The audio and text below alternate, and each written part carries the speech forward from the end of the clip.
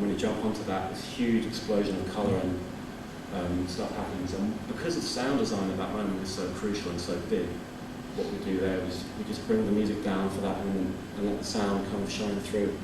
There's also little elements where the music will get ducked slightly for dialogue, and other elements where the intensity will get rolled back at the end of the level when you're showing your medals and your achievements. And it's just a way of being able to have control over the music mix and over the intensity mix when desired.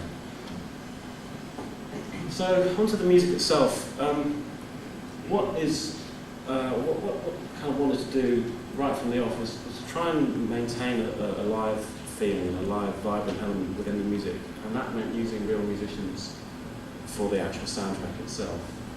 With interactivity in music, often it's easier to use synthetic elements because you have more control, more digital control over them in many regards, and you don't have to worry about the humanisation of playing actual musical material and cross-leaving, interleaving different live musical elements. But from the word go, I wanted to really maintain that sense of groove and upbeat vibrancy that can be provided with music that's recorded live by real musicians. And stylistically would be using, I mean, the whole concept of painting and colour. Those of you that have played the game will realise that it's quite a funky soundtrack. It's quite upbeat, and I think that style of music as well lends itself very well to live musicians as opposed to programmed or sequenced elements, whether it be drums or other kind of musical instruments. So when we're in the studio, with the whole interactivity in mind, the whole recording process is very different from producing standard music, in the sense that we're not going to be working towards a stereo master, we're going to be working towards interactive stems. So the actual recording would be fairly straightforward, apart from the fact that 2 different versions of each track were recorded. So we've got the default version, which is the final upbeat, sort of funky version. And then when that's been done, another version is recorded, which is completely stripped back, and usually it's half time, and there's a lot less going on in terms of texture and instrumentation. So it's hard to actually come up with terms for what we were doing. Fast and slow versions is what we used in the studio, but it wasn't really just fast and slow. It was more kind of less intense and more intense or default. So the harmonic progression of the music is completely adhered to in the slow version, even though it's at half time. So all the changes happen in the same place, except the version is completely very, very sparse. And what it means from a recording point of view is that you've got to have musicians who are very adept at playing, not only to click, but playing in time with previous performances of their own, so that when the two get blended together, it doesn't kind of drift and sound like a little bit of a mess. Incidentally, the musicians used in the sessions were great local guys who were very, very well established in the live music scene. They were playing a band called the Bamboos, who were a big kind of funk outfit. And having those guys on board was very important to achieving the overall effect of what we were doing with the live musicians. Very reliable and tight in the studio, which is very important. So when we come to the mixing element, before it goes into the game, what we're going to be doing with these stems, I mentioned there are 5 stems that end up in the game. We, with the engineer, when we're mixing in a recording studio, we're taking various elements of 2 performances and mixing it down to a group that will eventually be one of the 5 interactive music stems. So stem 1 is usually the most kind of sparse and bare version of the music, and that may just contain drums and bass from the slow version. Stem 2 might be the guitar and percussion from the slow version. Stem 3 might be the drums and bass from the fast upbeat version. Stem 4 may be keyboards and percussion from the fast version, and so on and so forth. And what that means is that when you actually come to mixing it with the game tool, you can blend in certain elements from each of the 2 performances, and when that's kind of played back at runtime, it becomes a seamless transition of musical intensity,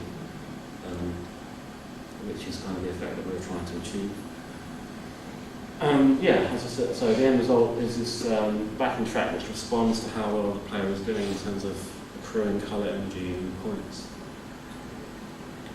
And that is directly related to how the colour has been added back to the world that the blob is doing with the gameplay, painting the buildings, and defeating the completing challenges and so forth.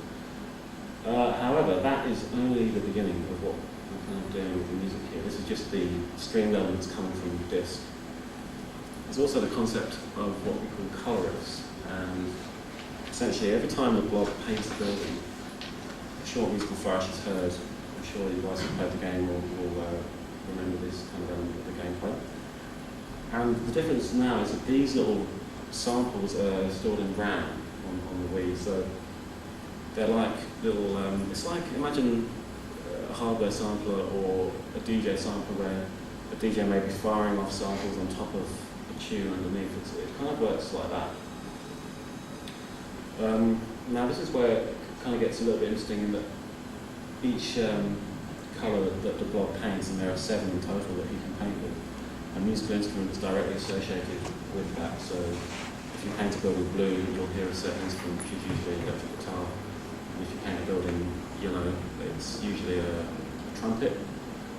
And purple is a wah-wah guitar, and so on. So there's a kind of correlation between the actual colours and the instruments that get heard as you're painting.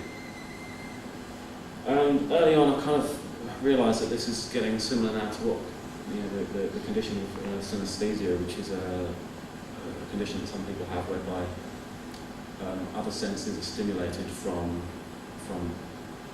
another human sense. So, for example, a certain smell may be fired off from a certain colour, or in the sense of music, someone may hear a certain instrument and actually see a colour. So I kind of did a little bit of research into seeing if there was any correlation or any standardised elements of how synesthesia might work in the concept of this game without being too highbrow. I thought it was quite interesting. But what I found out was that there isn't actually a standardised condition. One person may hear a brown piano and they might see brown, blue, and another person might see pink or something. So there isn't any scientific correlation to what instruments are what colours. It's more of an aesthetic decision based on, I think purple is a funky colour, so it's a wah-wah guitar and that kind of thing. Now, as I said, the sound will get triggered as you paint a building, but there needs to be some sort of regard to the timing of the piece.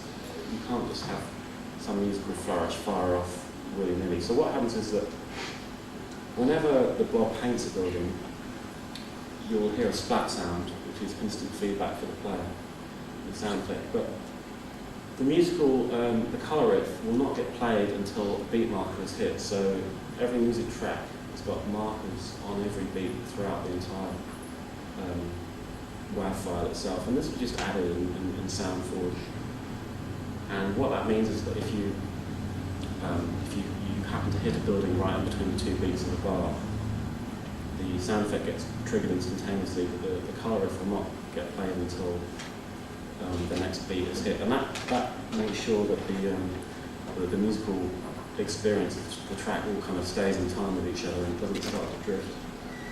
And moving on from that was the initial kind of prototype with beat markers, but very soon I realised that that's all well and good, but the musical track will be changing harmonically underneath what's going on in the game, and we needed a system whereby the musical engine can track what actual chord the music's on at any given moment, because being a video game, there's no preset determined timings for anything, so the painting can happen at any point in the music on any colour. So we devised a system whereby the chord markers are added as well to a different WAV, but it's tracked in the same tool, and by the same token bar markers, because some special stings and stuff happen at the end of bars, which I'll talk about a little bit more. So what it basically means is that at any given moment, the music engine knows what beat, where the beat is of the music, what chord the music track is currently on, and where the end of the bars are as well. And this is all done with markers. So once we've got these elements, we control them by setting up events just using Fmod Designer. And the way that works is it's kind of like